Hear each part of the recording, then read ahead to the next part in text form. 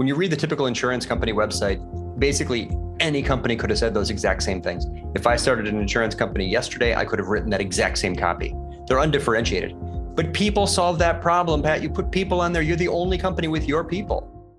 It's time! Work, play, evolve! I want to connect the listeners to the best of the best.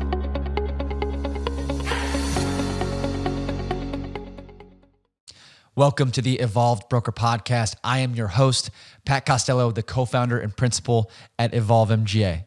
Our mission for the podcast is to bring the insurance industry the best of the best. In this episode, I spoke with one of the most successful digital marketers in the country. He's the co-founder and CMO of Orbit Media and has provided digital strategy to more than 1,000 businesses. Forbes listed him as one of their top 10 marketing experts. He's also been listed as a top marketing influencer by Entrepreneur, Social Media Explorer, Outbrain, Brand25, and Fox. His name is Andy Crestodina. He specializes in optimizing websites. I wanted to have Andy on because in my work with Evolve, I've personally been on thousands of insurance agency websites. I know this is an area where our industry can improve. Andy is a top-rated speaker and is dedicated to teaching marketing, so I figured there would be no better person to break this down. We discussed how marketers within the insurance world can get the most out of their websites and online presence in general. Please download, subscribe, and leave a review on whatever platform you are listening on, and feel free to reach out to me at pat@evolvedbrokerpodcast.com with any comments or suggestions for the podcast. Today's episode is sponsored by First Insurance Funding. First is the leading premium finance company in insurance and is known throughout the industry for their personalized service and quote flexibility. If you're tired of sending quote requests for smaller premiums to multiple companies, not leaving enough time to negotiate larger opportunities, then choose First as your primary financing source and experience the First difference today. Without further ado, here's Andy. Andy, welcome to the Evolved Broker Podcast. Thanks for having me, Pat. I am glad to be here. You focus in an area where I think the insurance world needs to improve, and that is digital marketing.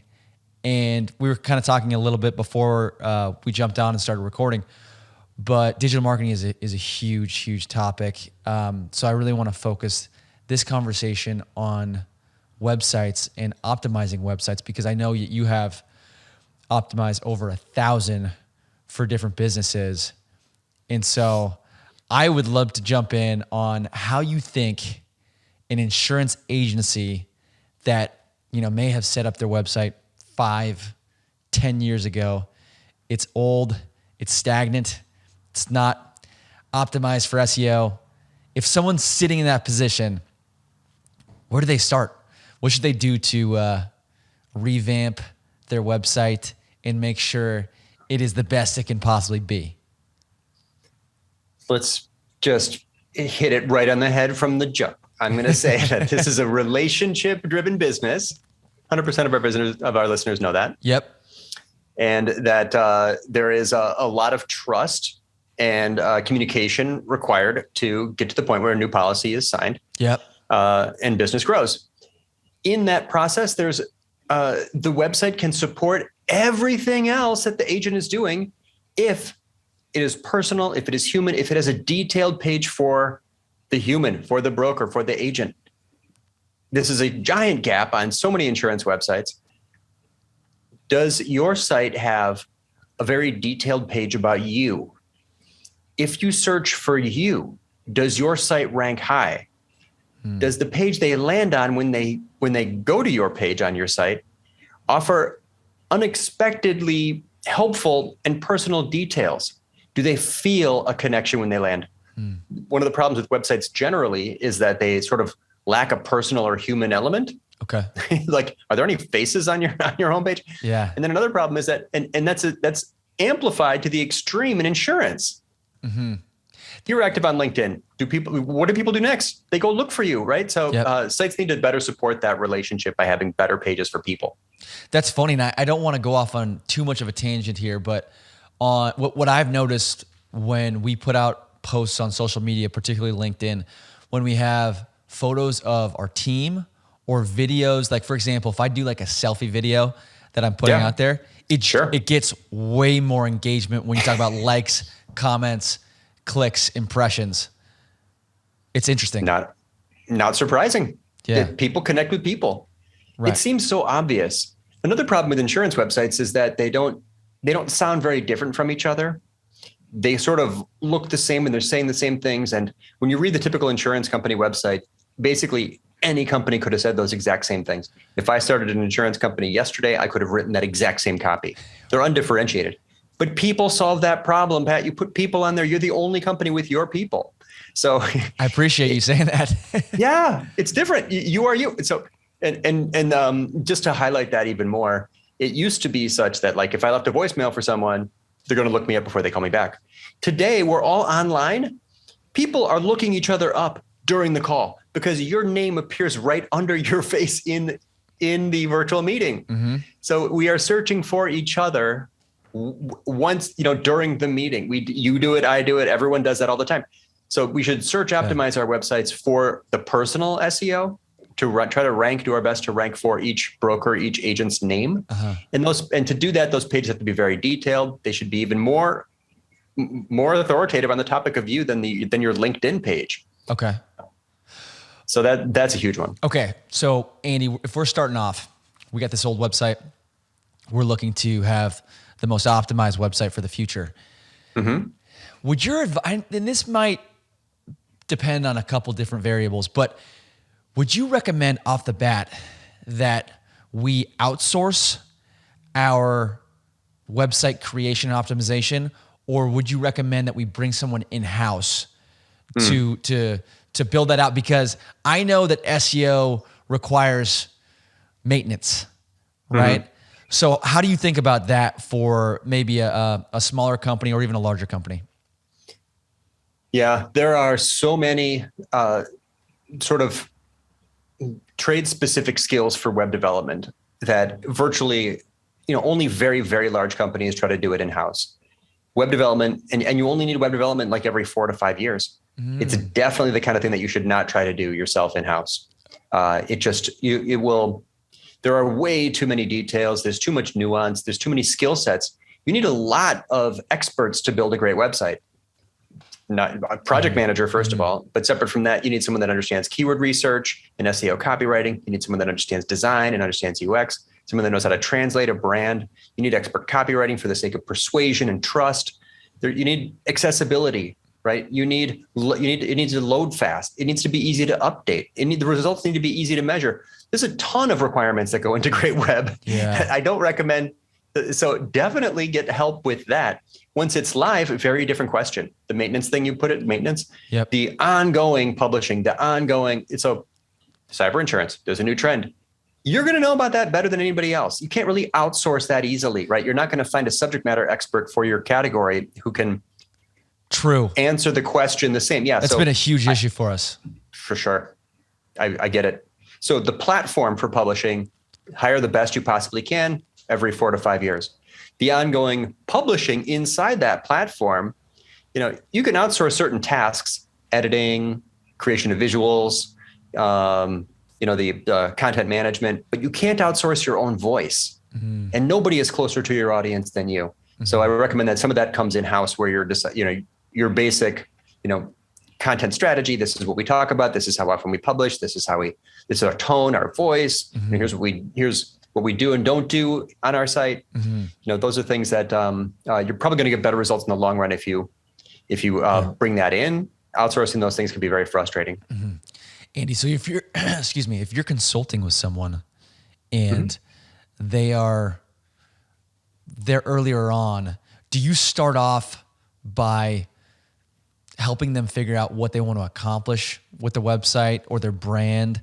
Because I know when we think about our website, it's like, the situation when a lot of folks first come to our website is typically based on when after someone from our team reaches out to them and they're like, oh, who is this?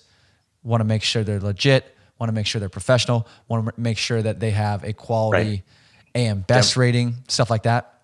Yep. Well, the goals for websites are actually pretty common across all kinds of categories, right? Increase awareness, generate leads, support sales efforts. These are like common goals, like, and then there's all the content marketing goals, like grow your email list, grow your following, like there's lots of other stuff there. But fundamentally, like a lot of these sites, it's not difficult to conclude like what the goals are, what success would look and feel like. On the other hand, where you have to begin when planning a website is to understand intimately the visitor's needs and understand from the client what wins the sales conversation.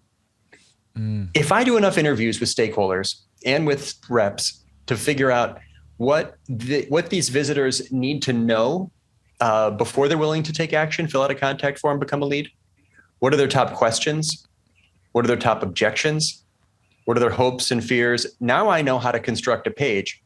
I build that out so that it meets their needs, right? Job one, meet the visitor's information needs. The second job, done sort of in the same, viewport in the same page, the site needs to inject into their field of vision the things that you want that they weren't looking for, but that you want them to see. Evidence, certifications, credentials, awards. No one goes to websites to see if you want awards, but when you make a marketing claim or when you answer an important question, you can support that by adding evidence like testimonials or awards or years in business, things like this. So the great pages emulate this is actually super important and a nice way to summarize the whole game.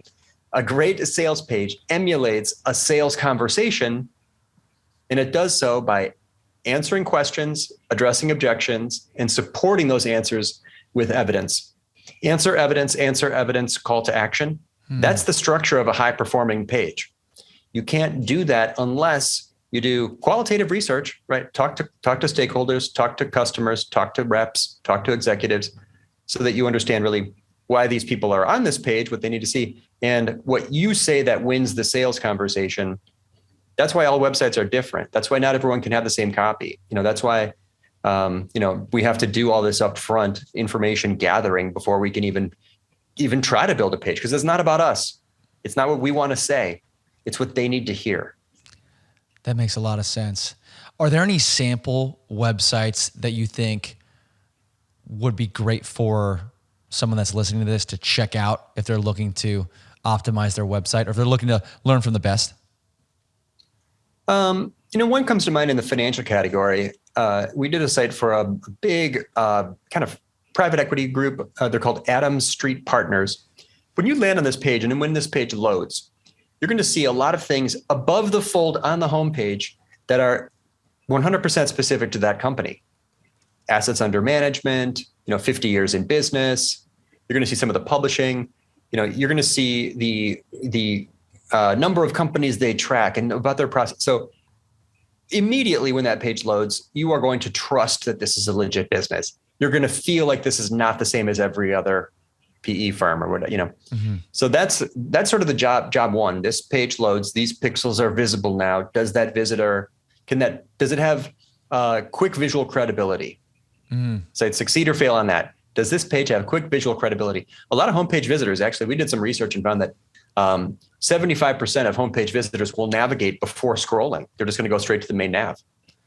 So next job, right? Are the navigation labels specific? Are they descriptive? Real quick, Andy, what's the main nav? Is that the top menu? Yeah, the top menu. Yep. Okay. Main navigation, top menu, same thing. Okay, got you. So a lot of people have like solutions, services, about, blog, contact. Those are generic. Those are, again, undifferentiated. Those are common to every business. It blows my mind that people keep building websites that have the same exact navigation as 1 million other companies. Why not make it specific? So this one that I'm mentioning, Adam Street, it's like strategies and solutions. Hover over that, what you can see at a glance without even clicking exactly what businesses they're in, how they help, what they're involved with. Co-investments, growth equity, primary investments, private credit. So navigation labels are very important UX because not only are they going to help the visitor predict what they get if they click and guide them deeper into the website. After all, the goal of the homepage is to get the visitor off of the homepage. onto a page where you can speak to them more specifically. But they're going to do that in a way that indicates your business category, what you do, what you don't do. It's going to everyone, everywhere, every day, web page loads, they're scanning the menu. So make that descriptive and specific. I have it pulled up in front of me. For anyone listening, it's Adams with an S on the end. ADAMS STREETPARTNERS. AdamsStreetPartners.com. Yeah, I'm looking at exactly what you're talking about here, Andy. Yeah, you can. I mean, there's zero ambiguity. There's 100% agreement. Everyone knows whatever all those words mean. And as you scroll down, it just invites you deeper into the site. And by the way, when you go to those people pages that I mentioned, right, you want to see more about them, our firm, team, leadership, very detailed pages about the people, and their credibility and their credentials. I got a consultation once about our website, and one of the key pieces of feedback that they gave us was you guys should be showing more of what your broker experience looks like. Like, what would a broker, what's life like for a broker that works with Evolve? Is that something that you guys incorporate into your strategy? It's oftentimes yes. The idea is you can't rely on the imagination of the visitor, and you have to spell out for them the before and after. Contrast status quo with the new reality of working with you. What life is like is a big statement. And that's typically, I would reserve that for brands that are where the person's really making a big decision for their life. I see. So for example, like when you build websites for like colleges and universities, the person make a lifestyle choice. They're deciding like where to live and what to study and like, what they're going to be doing for the next years. Or like senior housing, huge decision, right? What am I going to eat? What's my health care? Like, where am I going to live? What is it close to? Yeah. You're really trying to help the person imagine a day in their life, right? Interview existing people, current customers, and tell them what life is like. In your case, it's a service, right? It's a B2B service. So it just depends on the visitor. If that visitor is more data driven, then you want to show the before and after with the numbers and with charts and visuals. If it's more of a emotional, like feeling, like, travel or something, like you want to, kind of tell a little story and do it with characters. And so basically, yes, you're trying to help them imagine the outcome of saying yes, or at least just filling out a contact form or starting this conversation, which by the way is important. These websites don't sell anything. They're just starting conversations. Your job is just to give them enough trust so they fill out the contact form, and now you've got a lead. You don't have to sell the whole thing here. You're just trying to make that person seem human. The site seem informative, looks credible, looks legit. Yeah, I'll return their phone call, or yeah, I'll fill out this form. But yeah, that contrast, very powerful, aligns very closely with, human psychology and brain chemistry. The contrast of, status quo versus, where they're going to land if they go with you. Really important to highlight that. I'm not sure if it's not always a lifestyle choice, but yes, basically yes. Is simplicity like a core component of what people should be looking to accomplish with their website? I love the openness of your questions. This is great, Pat. I can qualify a little bit just because I go on certain websites and there's a lot of complexity in terms of there's just so many options of when I go to the top menu, there's 20 options that come down and I don't know exactly where something lives. And I have my navigation of the website can be confused at points. Yeah. So that's visual complexity. There's a correlation in research. Google did this research that showed a correlation between simplicity and perceived beauty. So a lot of people, we build websites. We've built hundreds and hundreds of websites over the years, and people say, like, we ask them what sites they like, and many people say Apple. And when you ask them why, they say it's clean, modern design. Basically, people like simplicity because it guides the eye. It's not crowded. Your brain is allowed to focus on just one thing at a time. It's got a strong central focal point. In other words, every web page, in fact, every scroll depth on every web page should have a visual hierarchy. What's the most prominent thing? What's the second most prominent thing? And it should be deliberate. The most prominent thing should be the most important thing. The second most prominent thing should be the next most important thing. That's why subheads that say things like our solutions are basically a mistake. Like, why would you make the most prominent thing super vague? Be more specific, right? Make it helpful. So yes, visual simplicity is important. Simplicity in writing is also important. You wrote something, read it out loud. Is that how you talk? If it's not, break it down, simplify it. And by the way, I always make fun of the word solutions because even though Adam Street has it right there in their nav, we've tested this. And so Adam Street, I know, is performing well. But generally, I'd avoid the word solutions because that's not how people talk. No one says solutions except salespeople. That's the only person who says the word solutions is the sales guy. I don't know. It sounds cheesy. It does. It's long and vague. The best words are short and specific. The best words are short and specific. The worst words are long and vague. So solutions is just like generic to everybody. It's just like, you couldn't think of anything better than that? I don't know. If you're a giant brand with a million things and you need a really, all-encompassing navigation label, I can get it because, IBM probably has solutions up there because they've got to. They're a mega company, but not for all of us. That's an excellent takeaway for everybody. That simplicity is correlated with beauty. That's it is. Really and cool. Conversion. And also I would say this, specificity is correlated with conversion. Conversion is a lead. That's lead generation. Visitor was a visitor. Now they've converted into a lead or subscriber or registrant or whatever. Specificity correlates with conversion. Yes. So, it's, contact us is not very specific. Schedule a call with Pat, that's specific. Likely to have a higher conversion rate. That subhead I mentioned, our solutions, vague, right? It's like, policies that, our insurance covers, that's specific. It says insurance, right? Navigation labels, specificity is sort of unhelpful, right? If it just says, solutions, it's not telling them, I don't know. I would just look at everything that you've written, look at every word, every paragraph, every subhead on a page and ask yourself, could that be more specific, more descriptive? Frequently, yes. And by the way, that's also good for SEO. Every time you're vague, you're missing a keyword opportunity. Right? Yep, that's a really good point. Yeah. These are all giant missed keyword opportunities. That's a way to look at a page. Scan down a page and ask. These are just questions everyone should ask when they look at their website. Today, after you hear this, look at it today. Scroll down to any depth. Is the most compelling thing at this scroll depth also the most visually prominent thing? Or did you put those 500,000 lives insured? Was that tiny? If so, why did you make the most important thing tiny? Why not make it the biggest thing? Second, did you miss any chances to be specific and descriptive in your navigation labels or calls to action? And finally, did you miss any keyword opportunities? Or are your subheads, really vague and general and common to everybody?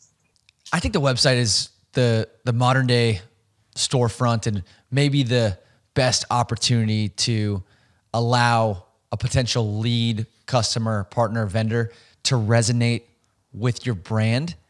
How do you think about branding on a website? And maybe that's, again, a pretty general question, but yeah, I spoke with a couple of digital marketing experts and they talked a lot about using brand guides. And I'm just curious your thoughts about how you can get the most impact from your brand on your website.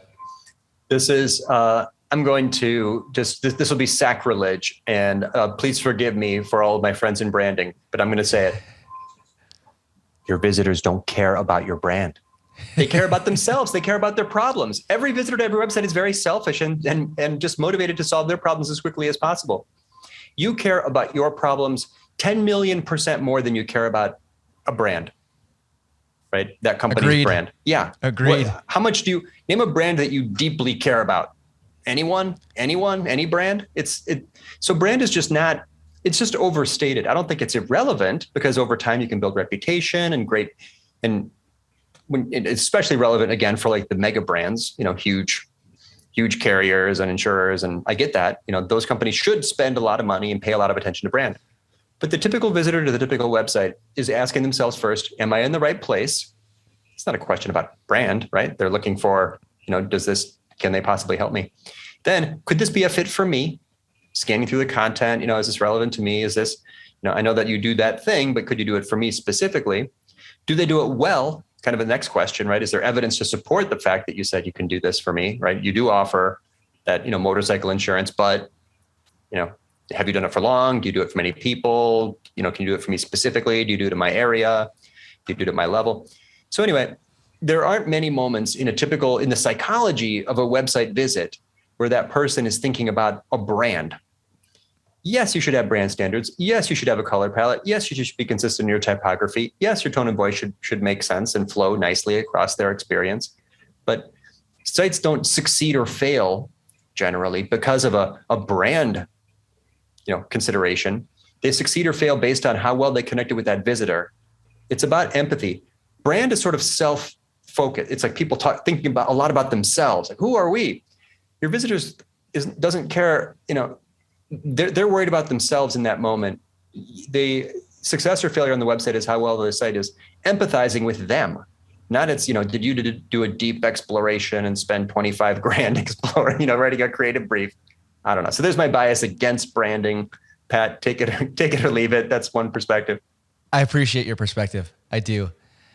I'd like to dive a little bit deeper into SEO, and I want to just give you some feedback that I got once when we were getting consulted with about our SEO was you should have a video on every web page. Wow. And we have not followed that. Frankly, I just don't think we have not recorded enough video content to have on every web page to really accomplish what we want to accomplish on each one. How do you feel about that specific piece of advice? Well, this is a big problem in digital is that the advice on its face is not prioritized. So also the advice is sort of unsupported. What is the hypothesis in that statement? That every page on the site will rank higher, or that those specific pages will rank higher? Why would those pages rank higher? Is it assuming that each page is keyword focused, or each phrase when you search for pulls videos in the search results? So I can help by making that much more specific. Okay. If a page is optimized for search and ranks but doesn't rank very high, it might rank higher if the time on page from visitors from search is greater. In other words, increased dwell time, because dwell time is likely a search ranking factor. So a visitor comes to the page, spends 10 seconds, hits the back button. That's low dwell time. It's a negative signal to Google. Adding a video to the page, visitor comes to the page, they're more likely to spend 3 minutes and then hit the back button. That's a positive search ranking factor. That's a positive signal to Google. So videos can increase dwell time, thereby indirectly improving the rankings of a specific page, assuming that page is keyword focused. I'm not talking about all your pages, just that specific page. Okay.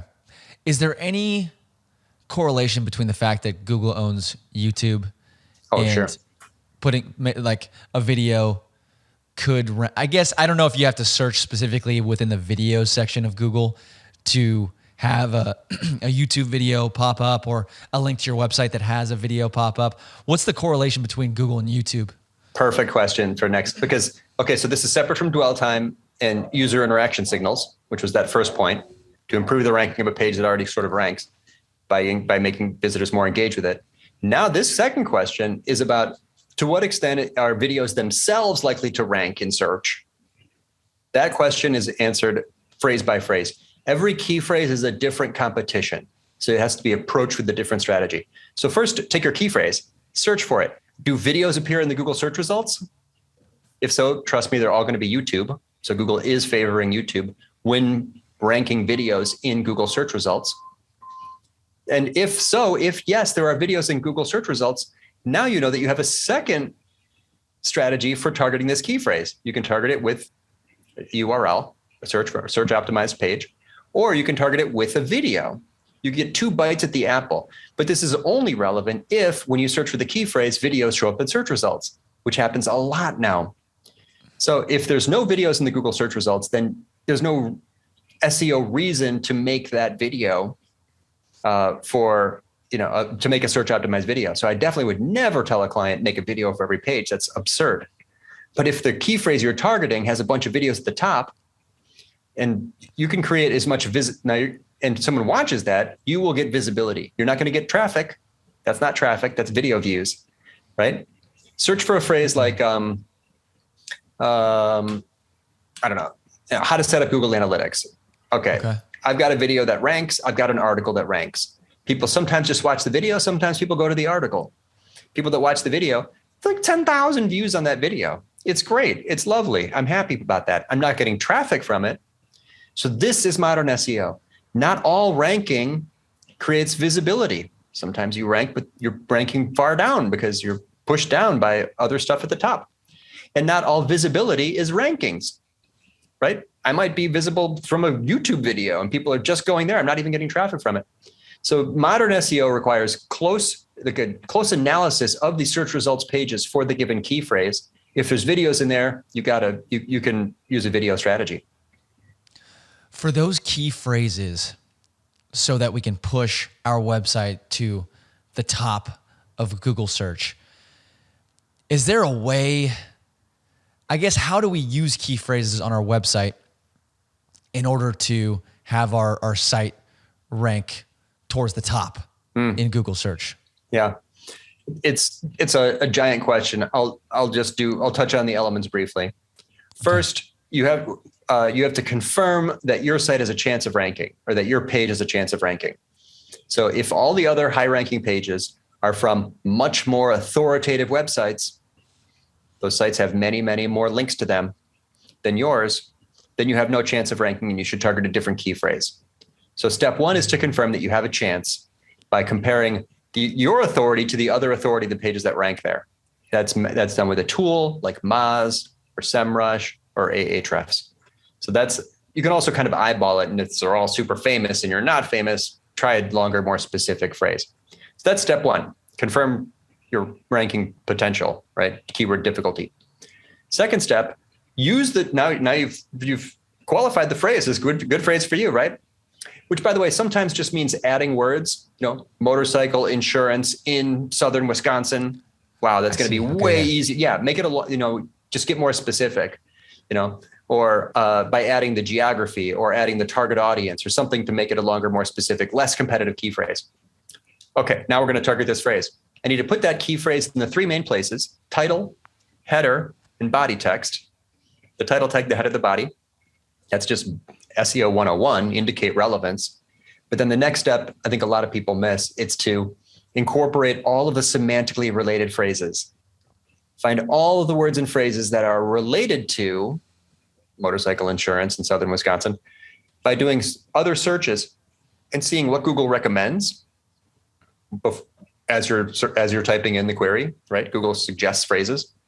By looking at the people also ask box, what questions are people asking? Have I answered those questions in my copy, in my content? By looking at the related searches at the bottom, by looking at the other rankings. If you have a tool, you can see the other rankings of the other high ranking pages. By using other tools like answerthepublic.com will show you other questions people are asking. So you want to find like probably 10 or 15 or 20 phrases and incorporate those into your page. Make it a long, very detailed, very specific page. Use the target key phrase in the title, header, and body text. But then semantic SEO. Google's not matching words and phrases and letters, right? It's actually trying to understand the intent of the visitor and what's a great page. So a short way to say this is target the topic, not just the key phrase. And target the topic by incorporating into your copy all of the related subtopics and semantically related phrases that you can find instantly just looking at a Google search results page. It sounds like there is a serious amount of R&D that should go into figuring out what you want to put on your webpage before you actually create it. Is that something that you guys do for the clients that you work with? Do you guys do the R&D and then do you guys put the content on the webpage together for your clients? Yeah, we do all those steps. You have to do those steps, or else if you miss even one of those steps, you're not going to get any results. So that is the job, basically.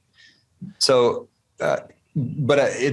it's a really important point because I find very frequently in digital that it takes more time to figure out what to do than it takes time to do the thing itself. So Okay. I might spend 10 minutes looking at reports to figure out what is the most impactful action I can take.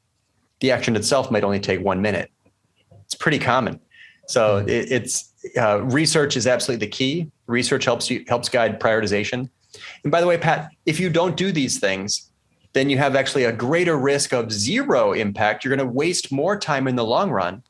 This is actually all time saving in the end, because you're very unlikely to do things that get no result. I don't have time to just throw spaghetti at a wall.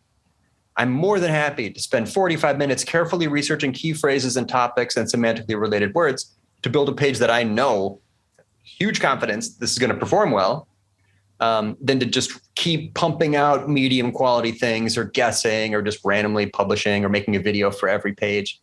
Who's got time to that? That's insane. No one can do that.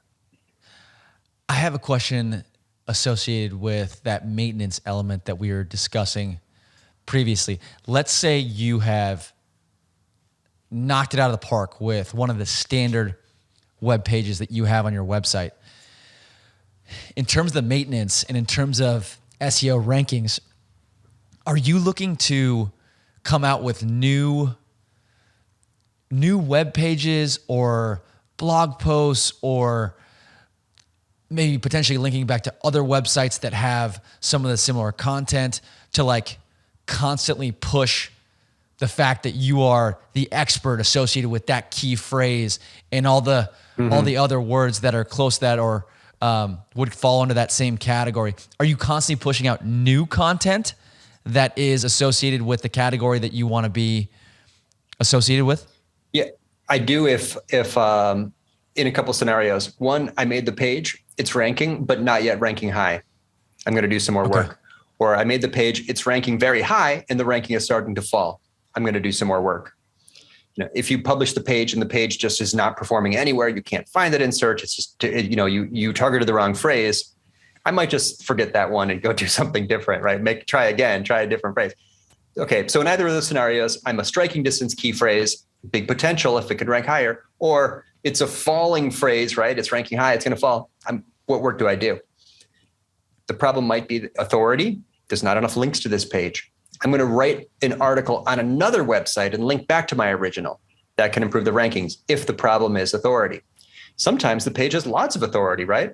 And the problem is relevance. Those are the two main factors in search, right? Authority and relevance. Okay. The problem is relevance. I need to keep making this a better page. I need to go do some research. What is it ranking for, but not ranking high? Can I add detail? Can I add depth? Can I add additional answers? Maybe we said a minute ago, maybe people are visiting it, but the time on page is very low. Maybe I could add a video. That's an SEO tactic, as we discussed. So yeah, there are scenarios where I will continue to work on it.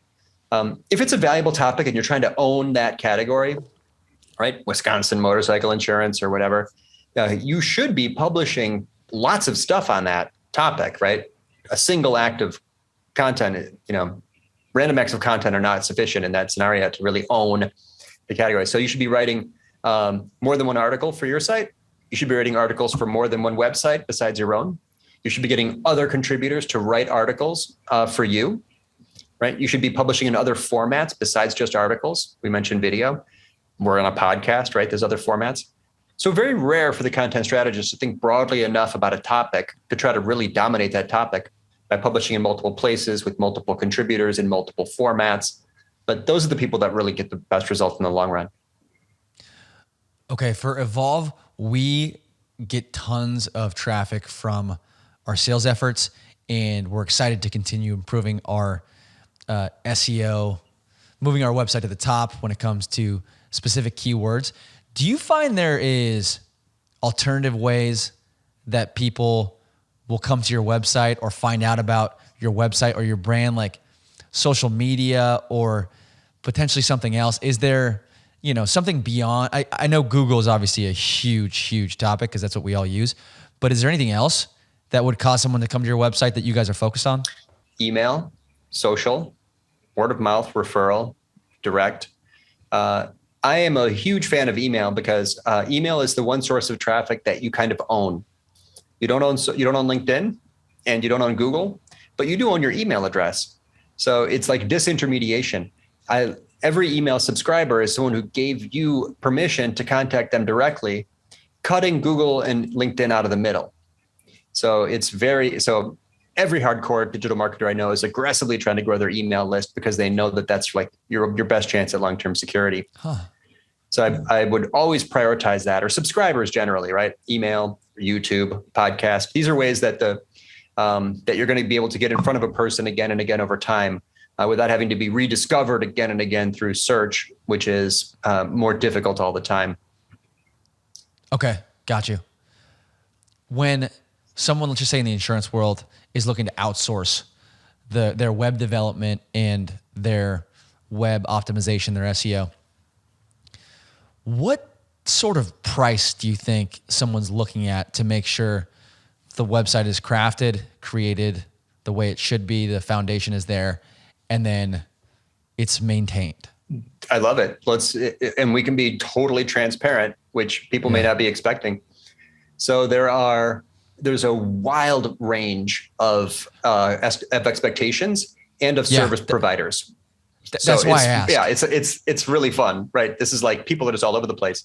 And websites literally range from free to $10 million. So we're talking about a broad category.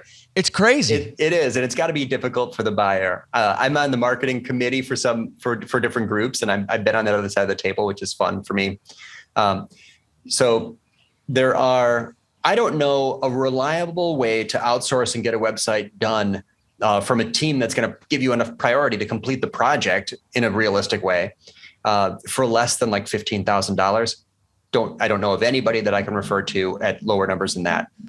Okay. It's just not something that I'm personally aware of now, like the reliable 5K provider. Those people are just, I don't know, underwater. They're too busy, right? Or something. I don't know what's happening there. Yep. The next level up is sort of where we are. The site I mentioned, a lot of the sites we do, these are 6-figure projects.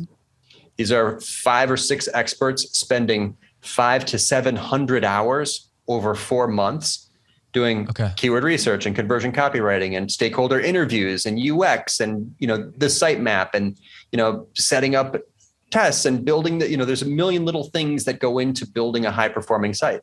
That includes, setting up analytics, reviewing analytics post-launch. There's so many details, privacy, accessibility, load time. It's crazy how many details there are. And so that's what it takes us. And so a lot of these are like, 90, 100, 110K projects. The next level up is, of course, the $400,000 sites done by giant agencies. And then there's the ongoing promotion and service providers that do retainer-based things. Those seem to range from 5 to 10K per month. Are the costs broken up in chunks? Like, for example, I'm guessing a lot of folks would have to have their website just officially like recreated. Mm-hmm. Yeah. And then you're in the maintenance portion of things. Is it like a big upfront cost and then the cost is lower just because a lot of the work has been done and it's kind of just the maintenance process is then kicking in? How does that work? I think a lot of people underestimate how much time it takes to build it, but then overestimate how much time it takes to maintain it.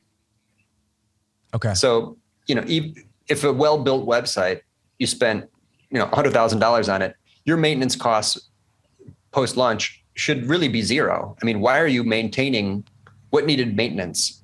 If you're doing ongoing optimization, reviewing analytics, writing new pages, updating pages to rank higher, doing lots of SEO copy editing or ongoing publishing. Yeah, that's not maintenance exactly. That's just marketing.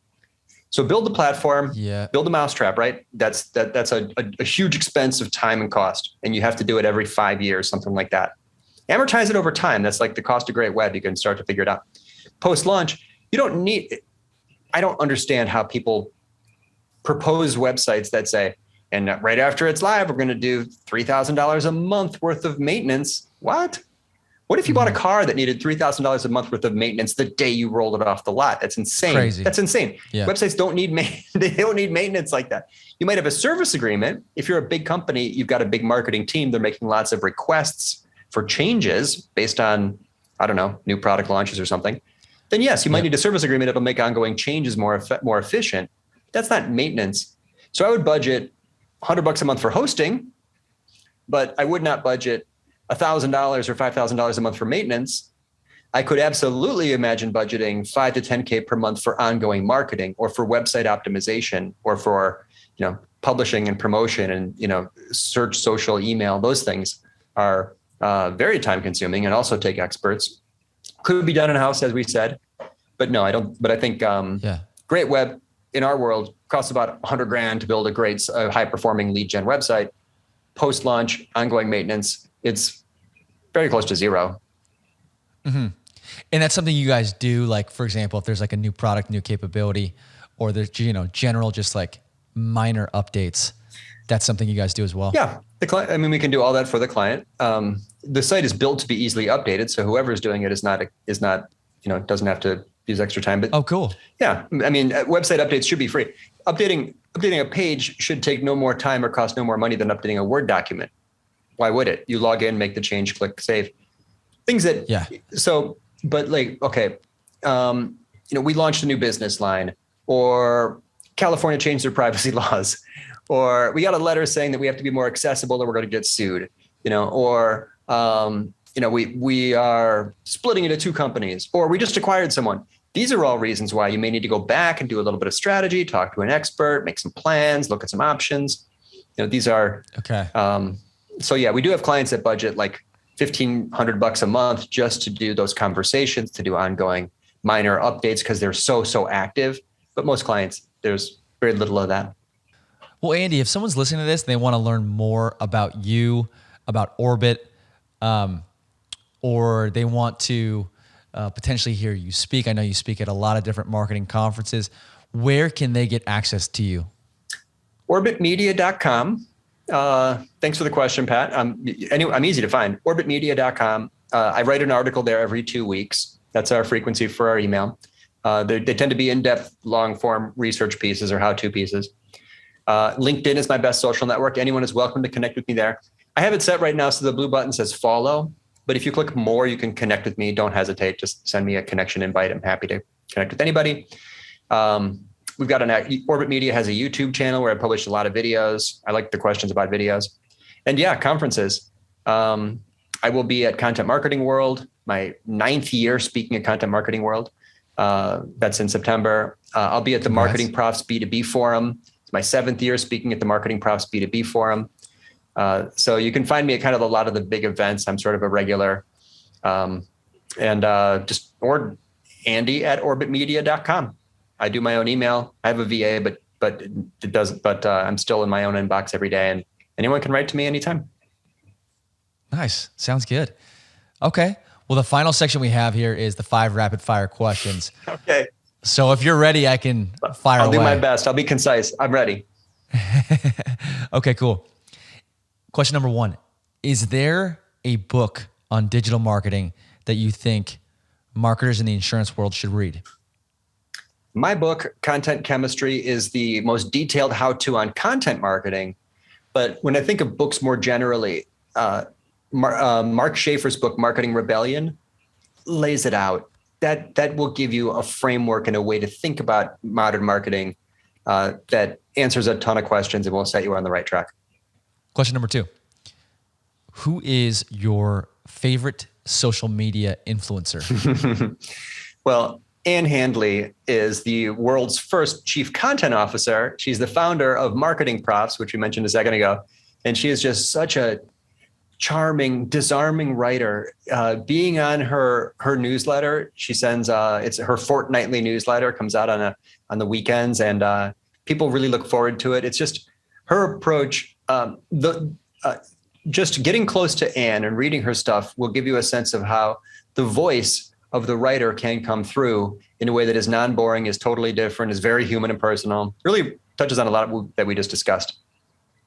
I'll have to check her out. Is there like a platform, like a social media platform or a website that you think we should go to? I would check out Ann. She's very active on Twitter and LinkedIn. But if you look for Ann's newsletter, that's how a lot of people keep in touch with her. And that's kind of where she just pours herself into it. Like, it's just fun stuff. Like, she was just talking about how the, AI can do a lot of things, but people do it better.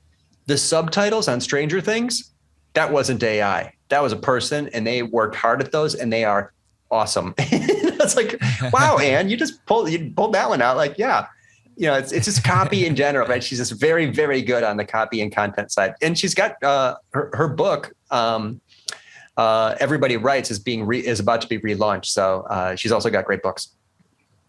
Okay, good shout.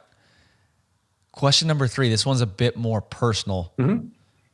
What is the coolest scuba diving trip that you've been on?